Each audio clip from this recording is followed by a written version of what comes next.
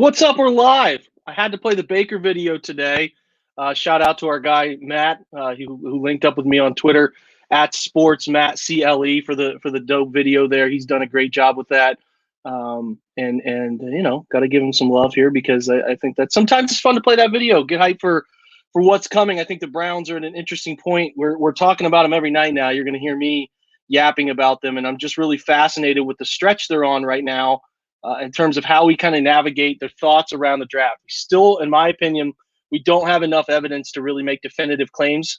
Pretty good idea about a lot of things, but not enough. And that's kind of what I'm talking about this week is some of the preconceived notions about positions these guys have. As I adjust this light here, this fancy new light I got for this live broadcast. Shout out to Amazon for the speedy delivery of that. But we are going to keep looking at some of the preconceived notions and then talk about why those preconceived notions about some prospects might be wrong, right? And if the Browns end up picking these players, why it's okay that these guys end up in Cleveland. So we're going to continue doing what we branched off of last night. We're going to continue talking about it throughout the rest of the week.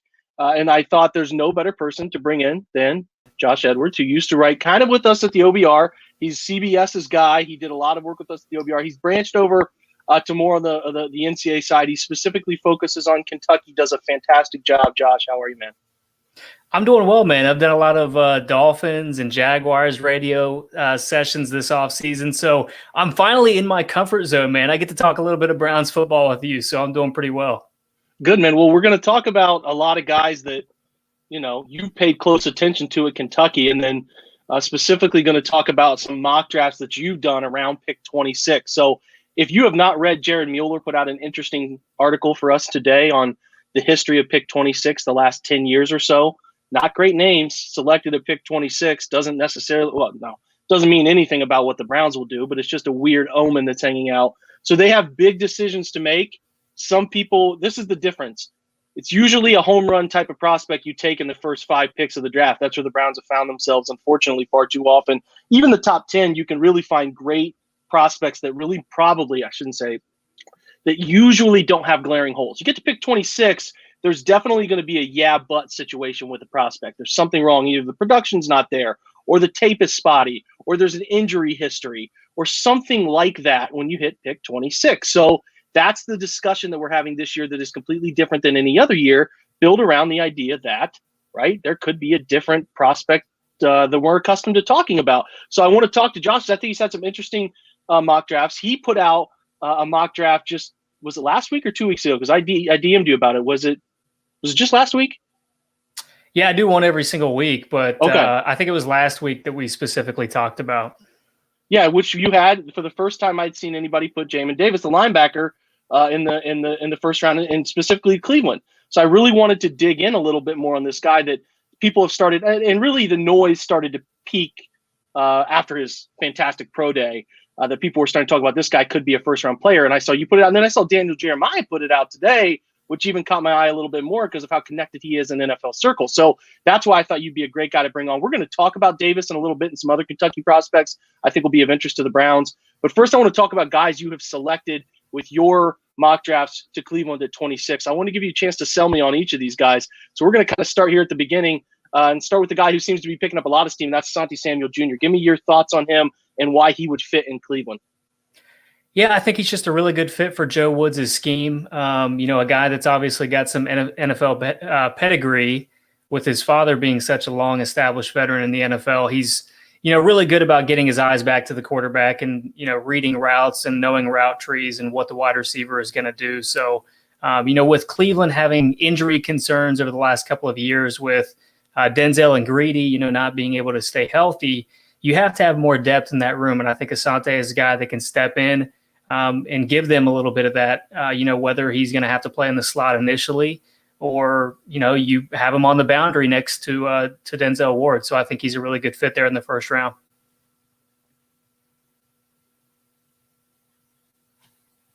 I should take myself off mute.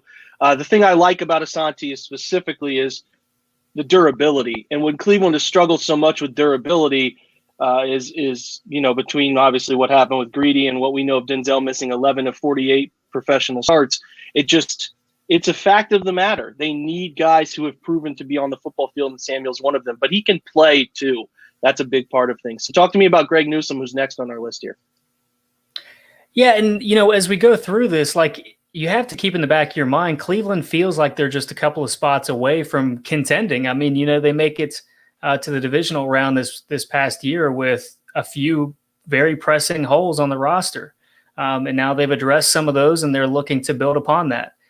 Greg Newsom is a guy that you can trust. He's not as twitched up as J.C. Horn or Caleb Farley, but you can rely on him. He's got those great instincts, and another good fit for Joe Woods' scheme. So when you're trying to build out that cornerback room, you're looking for a little bit more reliability, and I think you get that with Greg Newsom. Those are definitely the two corners trending at 26 who provide, the ability to impact right away, but also have kind of jumped. Don't have the back injury that's there with, Caleb Farley, and then J.C. Horn's moved up the board, and I just feel like Asante and Greg Newsom are kind of the meeting ground there of players that have proven tape. They tested well. I think Melifonwu has a chance, but there's some production stuff there, some things that can give you a cause for concern. So a little bit of see it when I believe it when I see it sort of thing there. Talk to me about Joe Tryon. He's your next guy. Yeah, I love Joe Tryon. I don't know if you've had a chance to really dive into him, but obviously an opt-out this past season. So he's been out of sight, out of mind a little bit. Cleveland has made it very obvious that they want to get another edge rusher opposite Myles Garrett. Olivier Vernon is very likely gone. Tack McKinley is a good signing for what they gave up to get him. I think it's a very cheap, good signing because of the potential that he has, especially if he continues wearing the suit and tie like we saw in his introduction video. But Joe Tryon is a guy that has a tremendous motor. He's going to give everything he's got on every single play. He plays with great strength. So there, alone, I'm being told that he's got a high floor. Now, where I'm encouraged is I think he's also got a high ceiling because he's got really fast, active hands, but I don't think he uses them as efficiently as he probably could. And that's where you get a guy like Chris Kiffin that's going to be able to come in, work with him a little bit, and really help polish his game. And I think once you're able to do that, the sky is the limit for him opposite of Myles Garrett. I'm with it. I think he's an opt-out, was trending in the right direction. Definitely was set up to have a really nice season last year before the opt-out, was ready to take the next step. You're banking on people talking about him. You're banking on athletic profile tape that showed a guy who could create disturbances in the backfield with a multitude of different ways to do it. Just like you said, Josh, needs to be a little bit more consistent, but the tools are there. We'll see. And listen, all of these guys are affected differently that opted out. If you missed a complete year of football, the testing numbers can get weird sometimes for some of these guys, and you ultimately don't know what type of guy you're getting until you really get them in your building, until you talk with them, see what they look like, because it's an entire year of football. You don't know if a guy has really even progressed in terms of his skill set, technical side of things. There's a lot of stuff going on there. That's a part of the bigger guessing game this year than any other year is the guys, so many guys taking a year off of football. It's a big deal. So let's talk about one of the most debated players in terms of difference between production, and there are a lot of people who trust the numbers, and that's fine. I think they're a big part of things. If data tells you this has never happened before and you're banking on an outlier, that becomes tough, right? It's a challenge with Oway here to look at a guy who didn't have any sacks the past year, but tested like an absolute freak. And where is the middle ground? Is there a moldable player in there who can eventually become a Danielle Hunter? Because we're talking about is Danielle Hunter was what, a third or fourth round pick? Might have been a fourth round pick. So that's a little different than taking a guy at 26, right, Josh? So if they're going to take him at 26, what's the selling point that you really are convinced that he's worth that high of a pick? Yeah, Danielle Hunter is a really good comparison too. Back to your point about the opt-outs, they all have to be, evaluated a little bit differently. We don't know where they are in their development at this point. I mean, Gregory Rousseau, I thought was, going to pop onto the scene at his pro day and just blow everybody away, but that simply wasn't the case. He had a great 40 time, but the other stuff that you look for just simply wasn't there. So without seeing him play on the field this past year, And the way that he tested, you're going to have to drop him down at least a little bit, I think. And, back to what you said to begin the podcast, all of these guys that you're projecting at this part of the first round have their red flags. You even mentioned production, which is exactly the case with Jason Oway. If he had the production, we're talking about a guy that's going to be taken in the top 15, maybe even the top 10, because his athletic profile is very rare. And the production isn't there, but you do see him in the backfield quite a bit. He's just not getting there to register the sacks. So there is a little bit of a concern. There's going to be a little bit of a concern with anybody that you take at number 26. I mean, you talk about the article that Jared put out earlier today on the OBR about the success and recent history of pick number 26. It's not filled with, Pro Bowl studs. So you're taking a little bit of a risk at the back end of the first round, but I think Jason Oway has all of the traits to be, a potential Danielle Hunter caliber player. And then again, I have a lot of faith in Chris Kiffin. I believe that Myles Garrett is a guy that is going to take any potential young edge rusher under his wing and help show him the ropes, show him some of the techniques that have made him successful and the day-to-day routines that, really cement himself as a true professional and a guy that produces year in and year out when he's on the field. So that's, for me, what's most intriguing about Jason Oway because, the floor is obviously going to be a little bit lower than some other players, but the ceiling is so high. And if he's going to hit, you're going to hit really big. Well, he's fascinating to me because there are, like you said, moments where he creates some disturbance in the backfield, but the ball's out. And some of that, we talk about, I'd far rather have a guy who's a consistent pressure creator than a guy who gives you sack numbers because sacks are such a random stat. There's so many things that have to go right on so many sacks. And I think Brandon Thorne has done a really great job of looking at the discrepancy between sacks, that not all sacks are created equal. He does a great job with this podcast, which is also on the Blue Wire Network, Trench Warfare.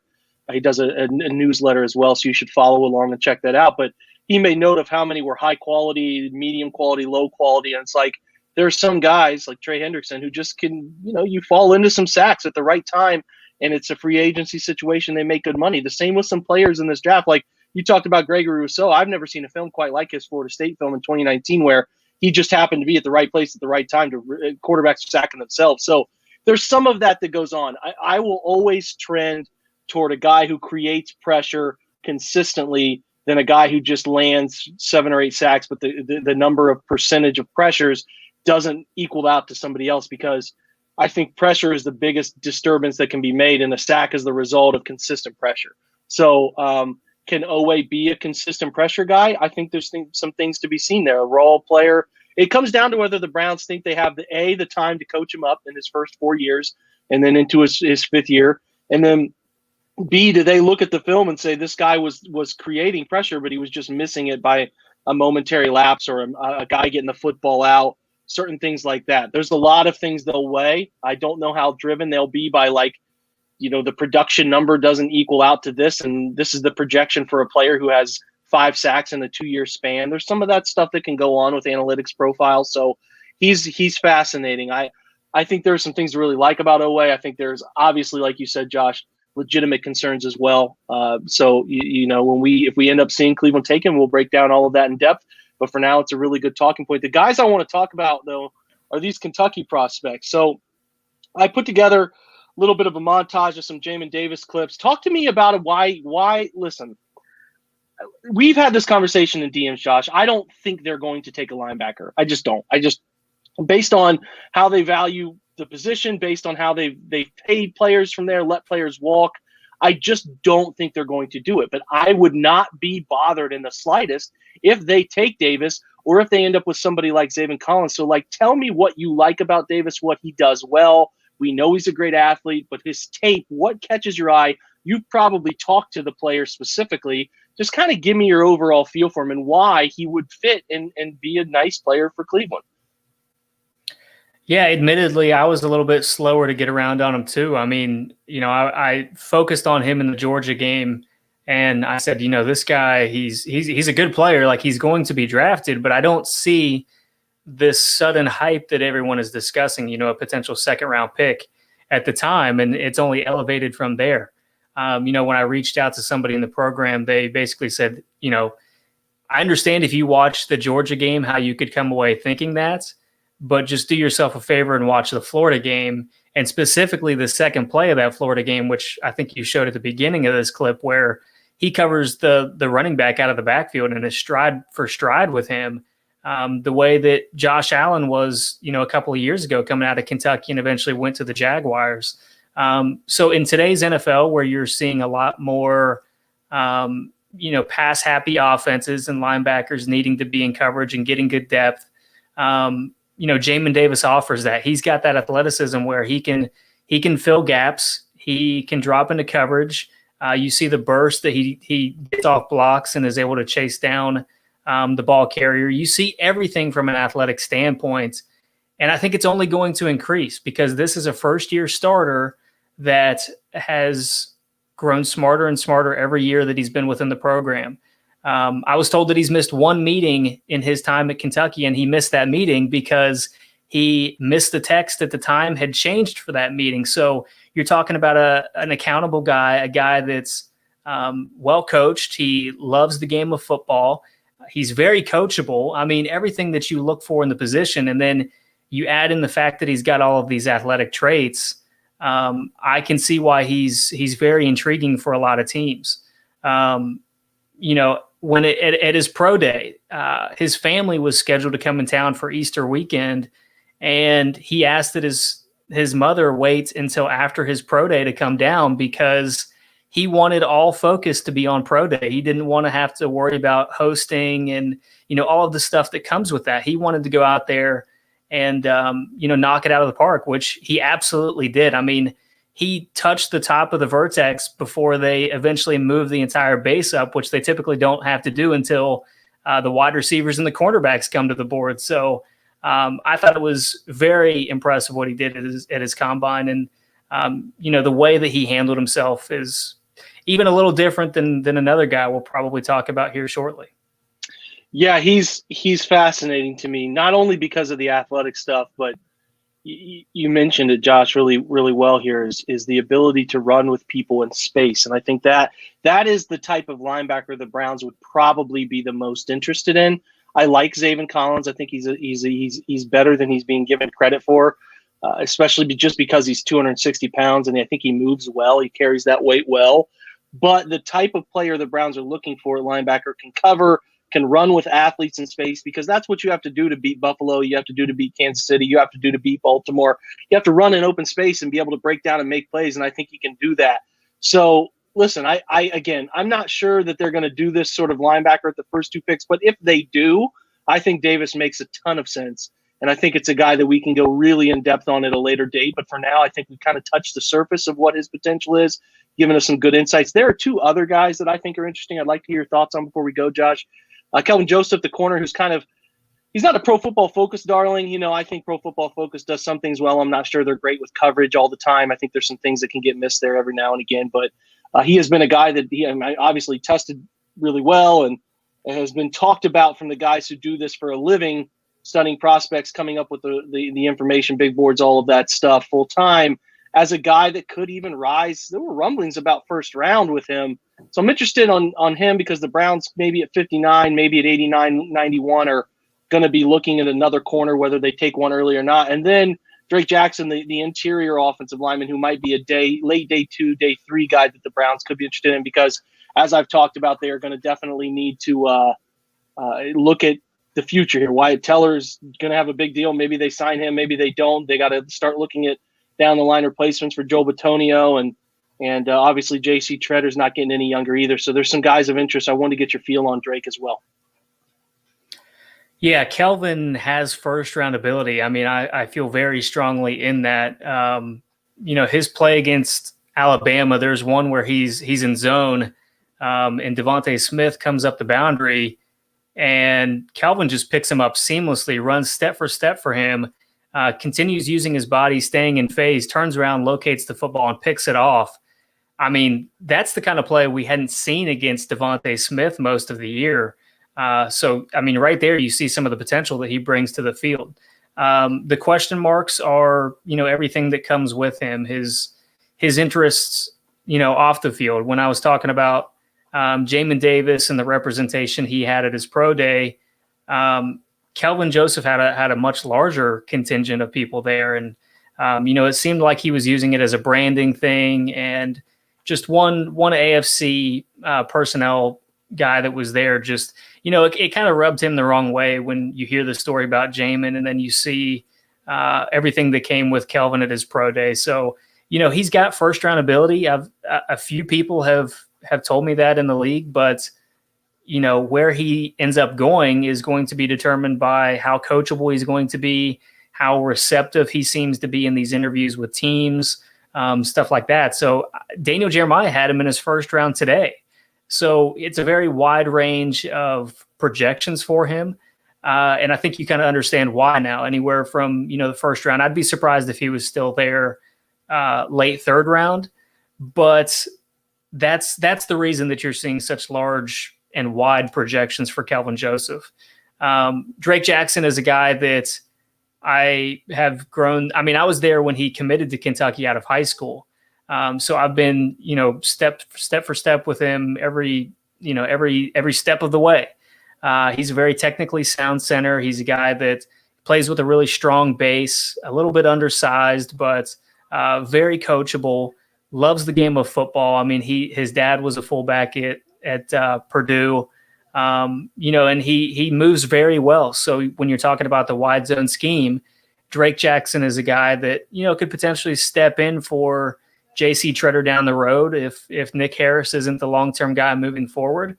But he's a guy that is going to come in right away with a professional attitude and go to work, regardless of what scenario he's put into. Let me ask you this: is there anybody else sort of maybe hidden on the Kentucky roster, sneaking in? Maybe a guy who didn't get a lot of buzz during pro day that Browns fans should be just knowing their name. Anybody like that before we part here? Yeah, so offensive tackle Landon Young was a guy that had an ACL injury a couple years ago. Last year, he didn't have the explosiveness that I had seen from him in the past, or in 2019 rather. And then in 2020, I started to see more of what he had been before the injury. So, in the case of the Washington offensive tackle from a couple of years ago, I'm blanking on him. He had the ACL injury and lost, most of his explosiveness and dropped down the boards. Young has been able to bounce back. So when you're talking about possible options late round, 5th, 6th, 7th round, as a possible swing tackle, now that Kendall Lamb has moved on, Landon Young is a guy that might be on Cleveland's radar. The Saints and the Jaguars were very closely working with him at his pro day. So I'm sure there's a ton of teams that are interested in him as a guy that has really good, measurables. He's got a good size profile, all of that kind of stuff. He needs to work in his pass protection a little bit because Kentucky was a predominantly run team these past couple of years. Brandon Eckles is kind of an undersized cornerback, really feisty, but tested off the charts. I mean, he had a 42.5-inch vertical jump, so he actually out-jumped Jamin Davis, and then he jumped 11'4" in the broad jump, and I think he ran a sub-4 440 as well. So really fantastic numbers from him, a guy that could potentially come in and work the field, work the boundary, just give you good depth in that room. Defensive tackle Quentin Bohanna is more of a nose guy. I don't know that he's going to be drafted. I would have said that he probably would have been drafted this time last year, but I don't know that that's going to be the case this year. So those would be the guys I'm probably most keyed in on in terms of where they land, and then the punter Max Duffy as well. But I think Cleveland's probably going to stick with Jamie Gillen for a little while, so probably not in the punter market as we approach the draft. Listen, they better start. Jamie better punt it better, or they're going to be at the end of next year. So anyway, Josh, this is great, man. I appreciate your time. Obviously, you guys, he's at Edwards CBS on Twitter. You need to make sure you are following him. If you are not, please rectify that. Again, Josh, I appreciate you, man. Of course, man. Thanks for having me on anytime. Okay, that was great stuff from Josh. Really appreciate him. Appreciate everybody tuning in here. You will obviously always get the audio version of this you can listen to. I think I put this as maybe not a public YouTube visit. So I'm sorry if I did that. For those of you that like to fire questions and have comments in here, might have messed that up. Sorry, do this a little quickly because we had our OBR weekly show on before this. So maybe I did it right though. I don't know. I'm seeing a couple comments pop up. Anyway, make sure you subscribe to the YouTube channel. Make sure you subscribe to the podcast and give us a great review. We always appreciate that. And fire questions away during this stuff. If you had questions for Josh, we could have given them to him. He's got so much insight. Nobody even had any questions either way. No big deal. Make sure you check this out. We'll be back tomorrow. We're going to have Matt Waldman give us some insight on some of his people at 26 he's paying attention to, some of his sleepers, always like his insights, and then we'll do our mock draft at the end of the week. Again, thanks to Josh for joining us. Appreciate all of you for following along, checking this out, and as usual, go Browns.